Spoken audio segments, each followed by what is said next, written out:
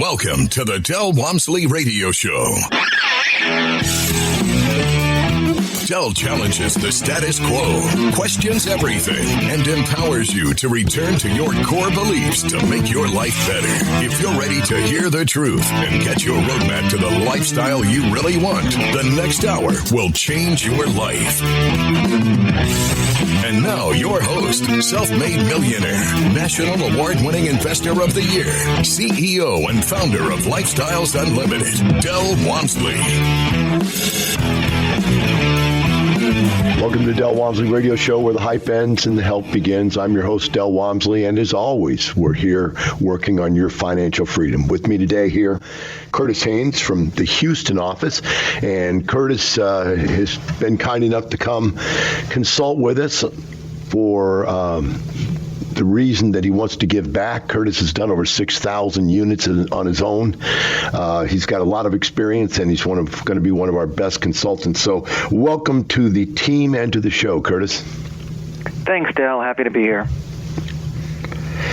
So when we discussed what we wanted to talk about today, you have this heartfelt feeling that the real estate business is a much easier business to get into than most average businesses. Now, you've been in other businesses. You've actually been in two different other businesses. You've owned your own other business.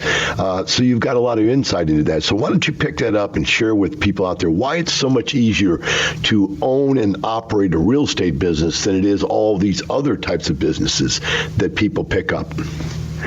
Yeah, sure, Del. I started running into more and more business owners within Lifestyles that joined Lifestyles that were in a different business that wanted to make a move, and so it kind of gave me the idea of talking about it. And as a business owner, my most recent business before jumping into real estate was in the staffing business, and it was more of a service business, and we can kind of go into some of the details of what makes it different compared to real estate here shortly.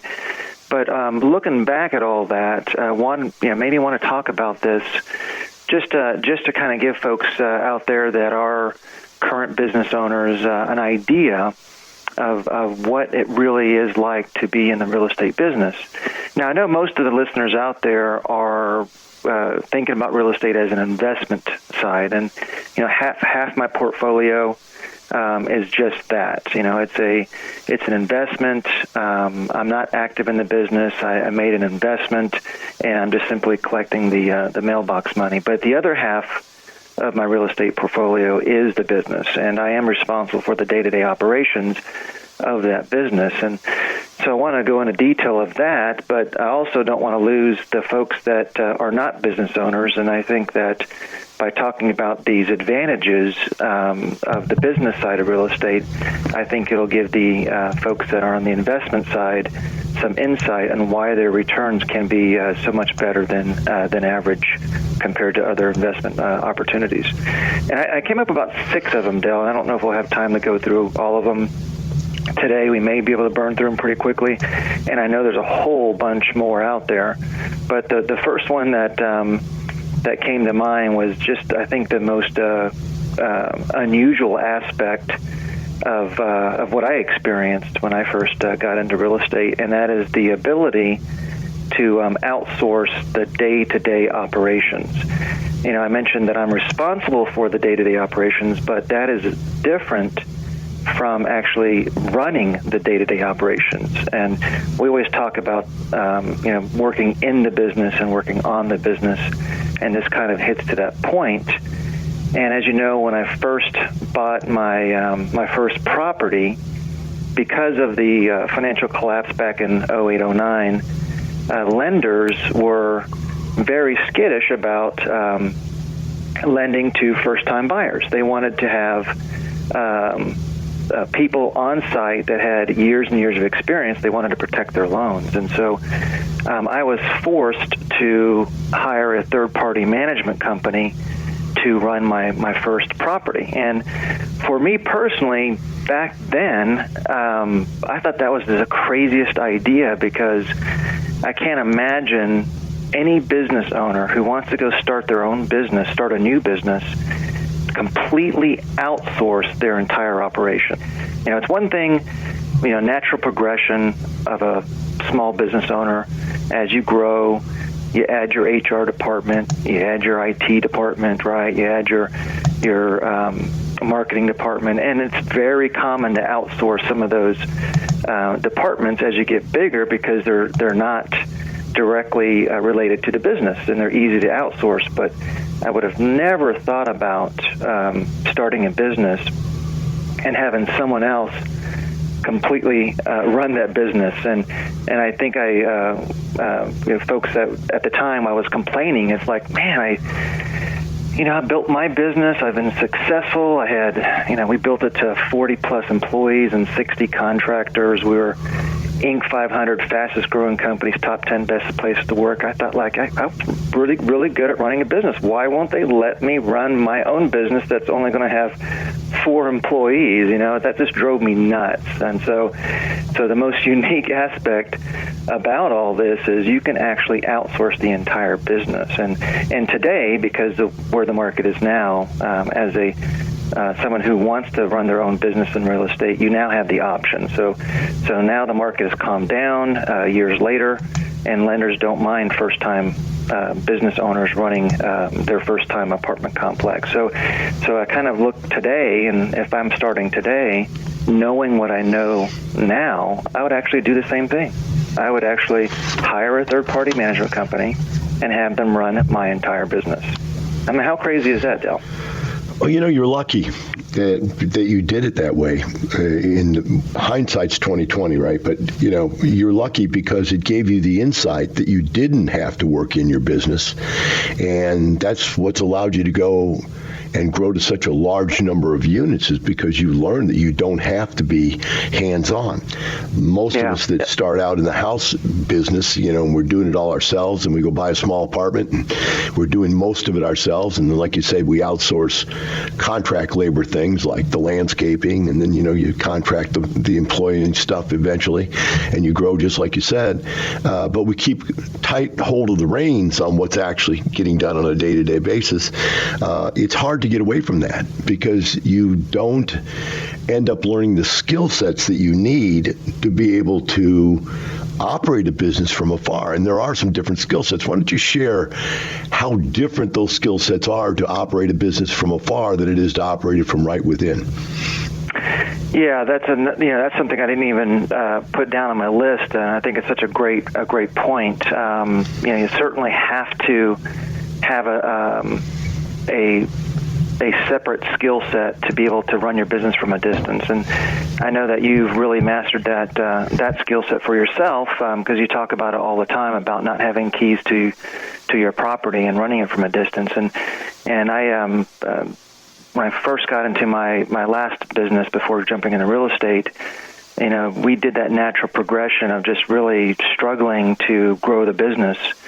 And as we were growing, we realized what we were lacking in skill set. And so we actually hired a business consultant to come in and help us take ourselves to the next level. And one of the things that he taught me was how to really run the business from a budget standpoint. And, you're an accountant, I'm an ex-accountant. We know all about budgets. And at the time, I was so frustrated trying to implement budgets because no one really paid attention to them. And he was forcing it down my throat about how important they are to set. And then it was about the second year into it when the light came on. I'm like, okay, I get it now. Now I completely understand the importance of the budget and how unique that skill set is to be able to start running a bigger business from a distance. And so the analogy that really hit home with me, and I share this analogy a lot with a lot of folks, is it's like being a pilot in the cockpit. And you have all of these lights and all of these buttons and levers and everything in front of you, thousands of things to look at. And as you're taking off, you're paying very, very close attention to everything. And I kind of refer to the takeoff of the airplane as repositioning your property. It's all hands on deck, paying complete attention. But once you get liftoff and once you get to a certain altitude, you get to kick it into autopilot. You get to put it in autopilot, sit back and relax and have a cup of coffee. And I relate the budget to once you get into autopilot, you don't really have to pay attention to anything in the cockpit unless the light is blinking. All right, so we're going to have to go to autopilot now, Curtis, because it's going to take us to a break. We'll pick it back up on autopilot when we come back. We'll be right back with the Del Walmsley Radio Show. You're listening to the Del Walmsley Radio Show. Del will be right back with more life-changing principles in just a few minutes.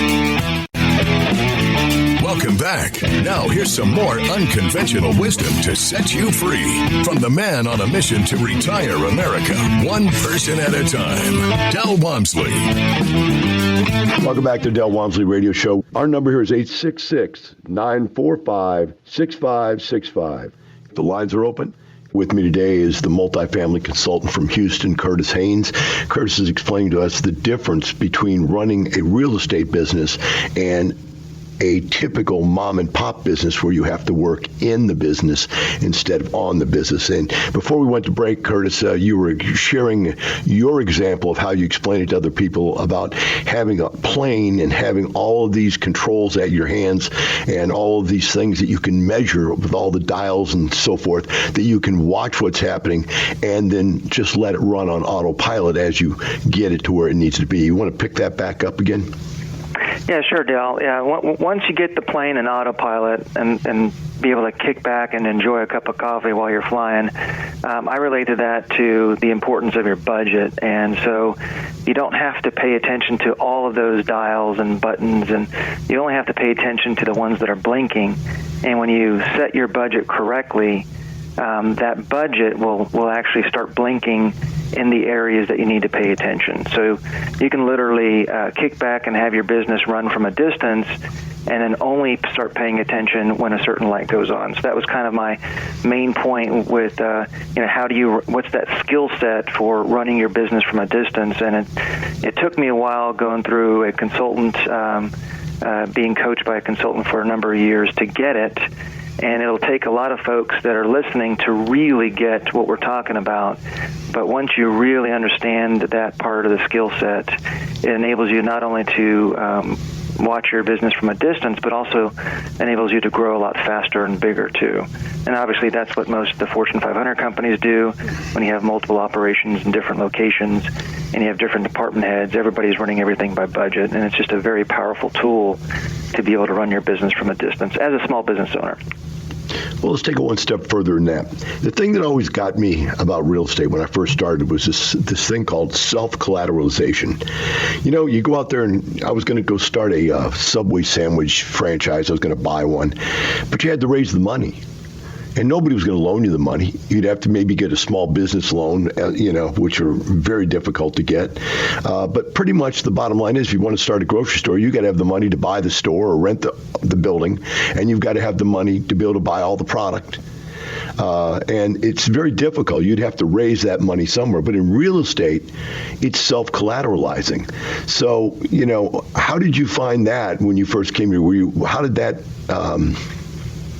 what impression did that make on you compared to the other businesses you started that you had to fund? That one really was also another amazing thing that's so different. You can have zero real estate experience, and this could be your very first apartment, and you'll have plenty of lenders eager to loan you money. There's just no other business opportunity out there that has that kind of model. So your ability to go out and buy a property and have easy access to very inexpensive financing enables you to be able to start your business. But the other part of that, which is really, really powerful, is enables you to leverage your capital to buy even a bigger business than you normally could. And that being able to buy a bigger business enables you to have some better built-in economies of scale as a business owner. So, like you're mentioning, when you want to start a Subway shop or any other type of business, and all you have is $200,000, well, that's all you can spend. That's all you can do to grow the business in a startup. Well, that same $200,000 can go get you $1 million business because of the easy access to the financing. Yeah, and it's interesting that the financing is very easy, but in addition to that, if you've ever owned another business, how do you value a business? I watch Shark Tank all the time, right? I watch it and I go sometimes it's X times the number of sales, sometimes it's X times the net profit, sometimes it's X times the gross profit. I mean, there's all these different variables. They come up with this stuff. It sells at this variable and that variable and this variable. And, even though I've watched that show for years, I've never been able to figure out all those different variables and how they use them differently in and amongst these different kinds of businesses. But real estate isn't that way. It's simple and very clear for even the beginner to understand how to value a piece of real estate. You want to pick that one up? Because that's really a big difference. Yeah. Your first on your 2-day, you make it crystal clear how easy mathematically it is to value the business side of real estate. And you're spot on about mentioning Shark Tank. I actually thought of that as well, and how complex it is to try to value those individual businesses. And because of that complexity, Del, and in valuing a non-real estate business, what ends up happening is that they end up giving away some sizable ownership interest, some sizable equity in their deal. I mean, those guys are taking 50% ownership. You think of this poor gal who busted butt for 5 years to make this little product. They go on Shark Tank and they're given half their ownership to one of the sharks. And in the real estate business, because it's so simple and it's a mathematical number, it just involves, and we won't go into detail, but involves a cap rate. And that's something that's really easy to find. And then it involves your NOI, your net operating income, and that's a number you can't fudge. So, so you take a number that's easy to look up on a financial statement, and you take a cap rate, you divide that into the NOI, and there's your value.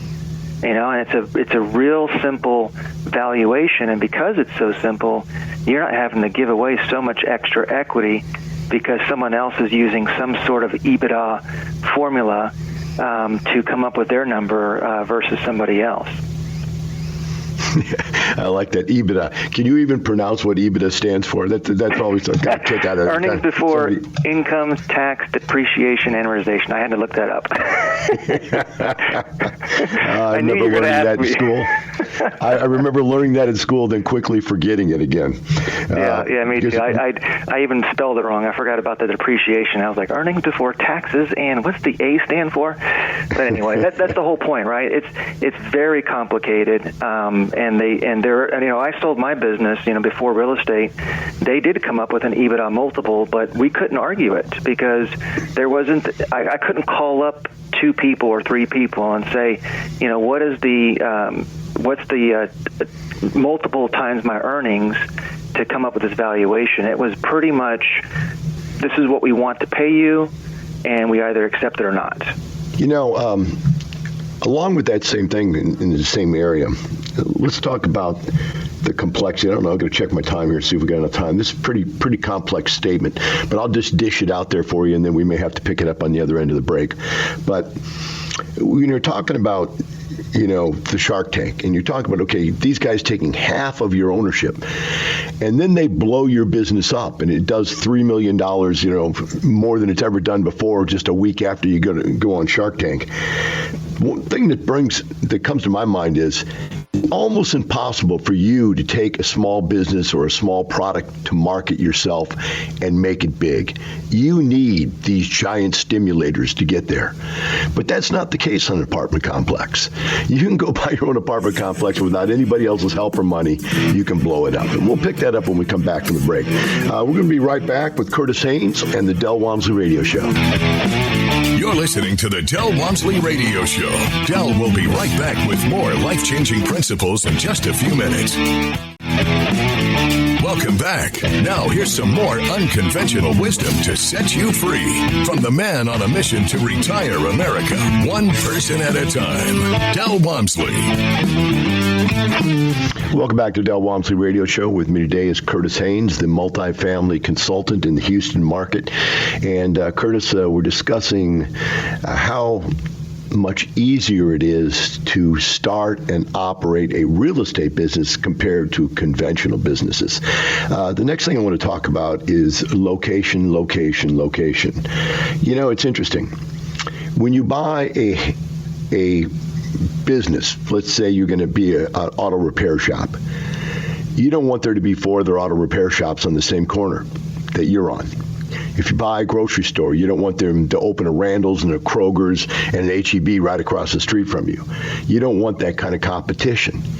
But in the apartment business, it's different than that, because you can be smack dab in the middle of 10,000 units, and you can have them owned by giant corporations with deep pockets, and you can still take your little business and make it work. You can eke out a giant win right in the middle of all that. Why is that? How is that so different than these other businesses where you think you have to compete against other people?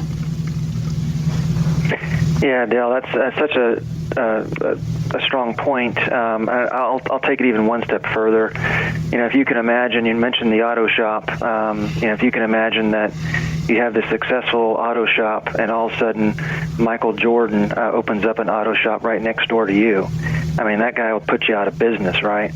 You know, but if you have an apartment complex and Michael Jordan buys an apartment complex next door to you, it's going to have zero impact at all. Whether you're right next door to one of the big players, or you are competing with another 100 properties in the area, it's just a very different business. And you know, we always go through what you teach us, and that's the best product, best price. And there are some very specific things that we won't have time to go over that does make us stand out. But the bottom line is, it's a very simple business with a level playing field. You know, I think it's actually even more advantageous. And I'll tell you why I say that. It's just a side thought. And that is, I've owned properties in the middle of groups of properties that were owned by big companies. And I find that when you deal with big companies, they're like giant ships at sea. If you need to turn, it's going to take you a long time to turn that ship around the other direction. Whereas we're nimble.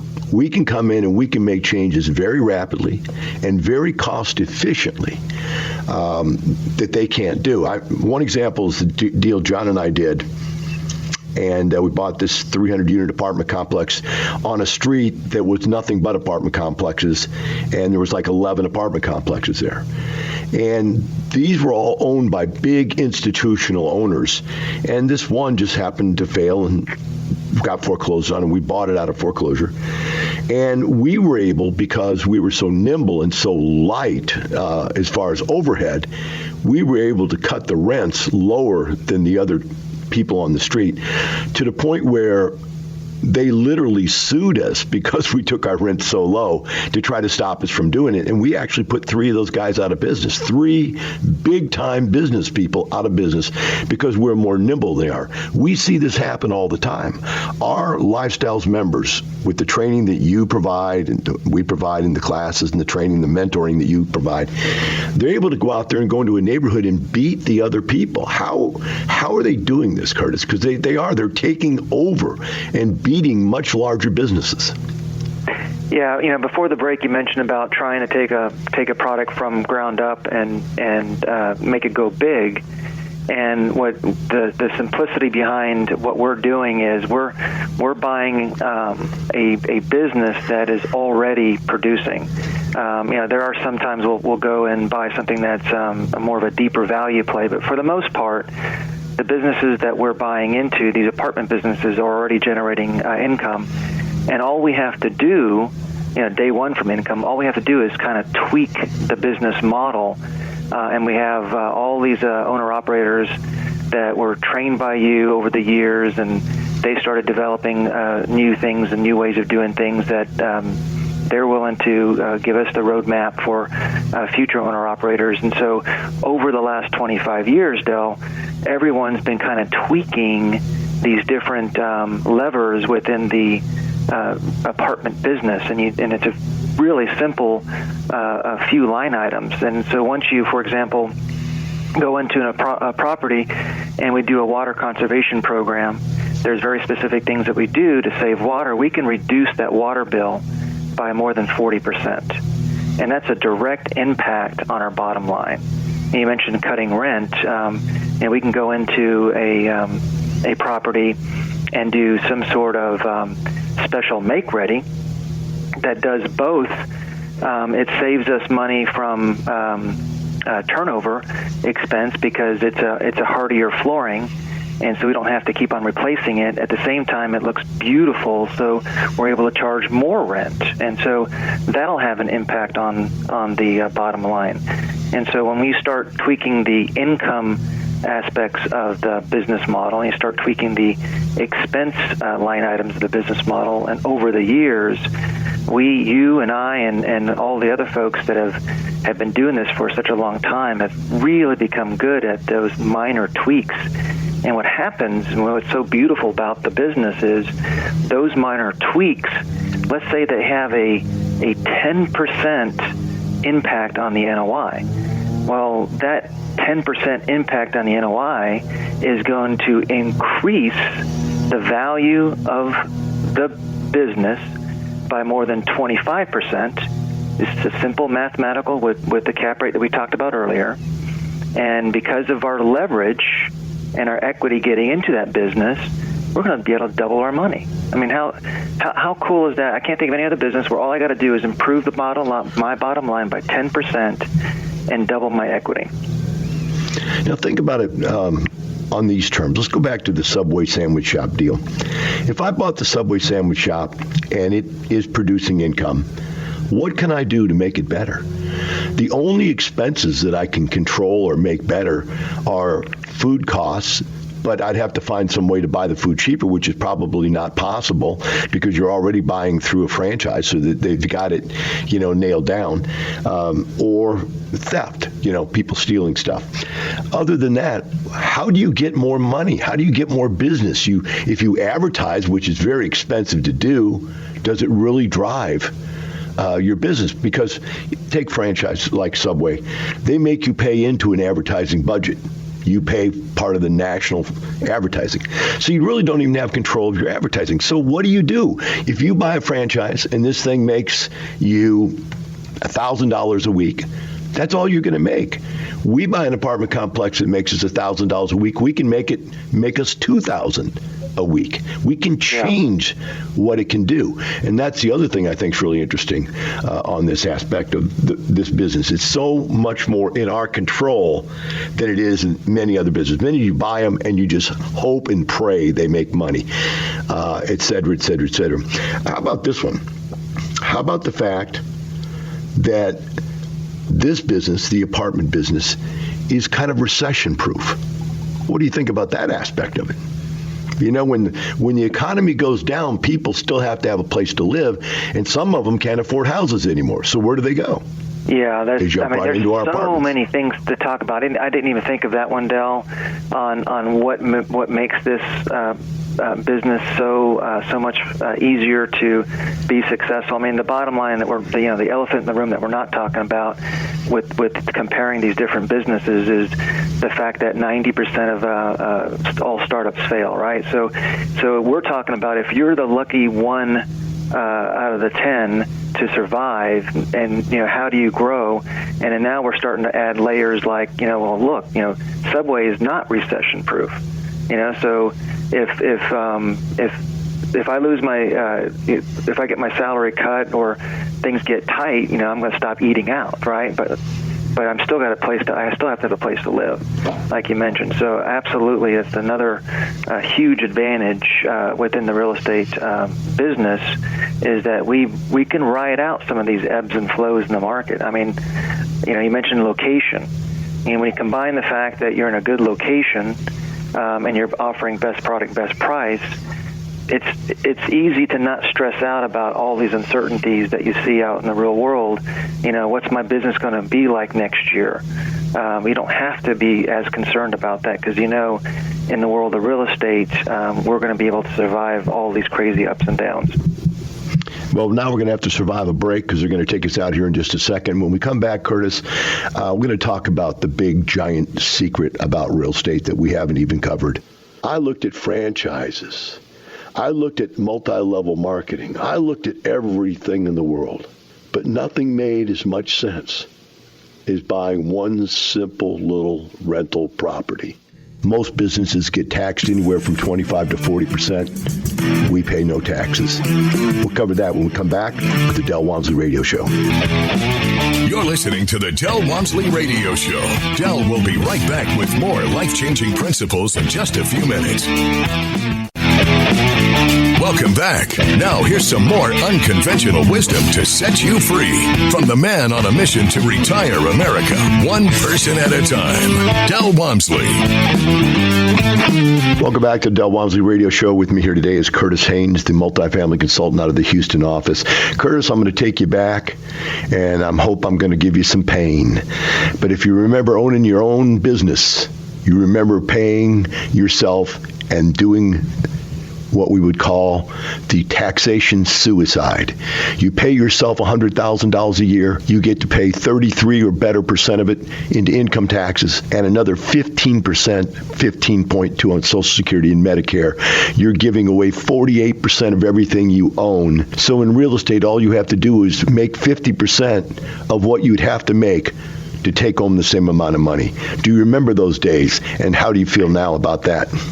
Yeah, Dale, I tell you, that is the big one we haven't talked about, and I think that this topic is what really, I think, blows people's minds away during your 2-day when they realize that the income, especially the business owners, that the income that they're making is tax-free. As a service business, so in the staffing business, we were a service business, and so we had no hard assets. We had employees, we had some furniture, some small equipment, but literally for every dollar we made, we had to cut a check to the IRS, and ours was closer to that 40% range, not including the payroll taxes that you're talking about on top of that. And that was a very painful thing to do. We were a C no, we weren't a C corporation. We were an LLC, and so as partners, as owners of that entity, Dell, we would have that income from that business would flow down to my K1. And that business income would show up on my tax return, my individual tax return, and I would have to cut a check to the IRS. I didn't get a single any cash from that income, Dell. This is income that the business generated. This is not cash that was sent to me. And so 9 times out of 10, we would have to do a special distribution to cut to the partners just to cover the taxes that we had to pay to the IRS. And that was the most frustrating thing for me to see, is those 6-figure checks that we were forced to pay on taxes. You said 9 out of 10 small business owners go out of business. I wonder what percentage of that 9 go out of business because they've come from having a job where the company pays their income taxes before they even see their check. They pay half of the Social Security and Medicare, and then all of a sudden they start up this business and they're giving away 50% of everything they own because they're paying both sides of Social Security and Medicare, and they're paying the taxes out of their own cash up front. I just wonder how many people don't realize how much they're paying in taxes because they have a job and they never see the money in the first place. Yeah, that compounding effect, Dale, of that 50%, and you compound that year after year after year, I mean, it has a huge impact on cash flow. You mentioned in one of your previous radio shows to read E-Myth by Michael Gerber, and all of that hard work for 5 years that typical business owners go through and struggle. And they outline that in E-Myth to help those to improve their odds on succeeding. Half of everything that you're earning is going out the door, and there's no control of it at all. And when you step into in the business side of real estate, 100% of what we're making is tax-free. And I can take that entire amount that I'm making tax-free and redeploy it into the real estate business. And so now I'm compounding what I'm making from real estate that's tax-free. And instead of me, if we get $100,000 and I'm paying taxes, I only get 50. Well, in real estate, if I get $100,000, I'm not paying any taxes. I get to redeploy that $100,000 to make another $100,000. So and when we talk about, we're getting close to the end here, but when we refinance, because of the easy access to financing, which is not available in most other businesses, we can take significant chunks of our equity buildup in our business and go buy another apartment business. And that compounding effect year after year, multiplied by the downward pressure, or I should say the negative fleecing of a small business owner when they're paying 50% out every year, and we're gaining 50%. If you can kind of do the math on that, how great of an advantage that is to be in the real estate I have a perfect example of that math. People that were on Tuesday, for example, they had originally had the plan of working for 40 or 50 years and retiring when they're 60 years old. A friend of theirs brought them to Lifestyles. They listened to it, they liked it, and they decided to jump in. And then they did nothing for 9 months because they were afraid, and they were just getting all their ducks in a row and trying to get their arms around it. But then in 2 years, because it took them 3 years, but 9 months of the first year they did nothing. Within a 3-year period of time, they had originally, what he said was, he had originally planned to try to retire one of them within 5 years, because that's what we tell them, 5 to 7 years, and you can retire doing this. And he said, but once we got into it, the compounding effect of being able to take the money out of one apartment, put it into the next, and grow it and grow it and grow it, the compounding effect got him up to 6 deals within 3 years. And he said, we're retiring this year, come January, because he wants to take his 401k out after the first of the year so he doesn't get taxed on it for a whole another year and a half, or year and a quarter, till April 2018. He wouldn't get taxed on it. So, Curtis, I appreciate you coming in and sharing your insights on this stuff and sharing your time with everybody on the radio. We all appreciate it. And we look forward to working with you and you continuing to help these people out there grow their businesses. Thank you very much for coming in. Thanks, Dale. Always happy to be here. For the rest of you out there, keep this in mind. We don't do this just to make a little more money. We do it to create an unbelievable lifestyle. Have a wonderful day. I'll see you tomorrow.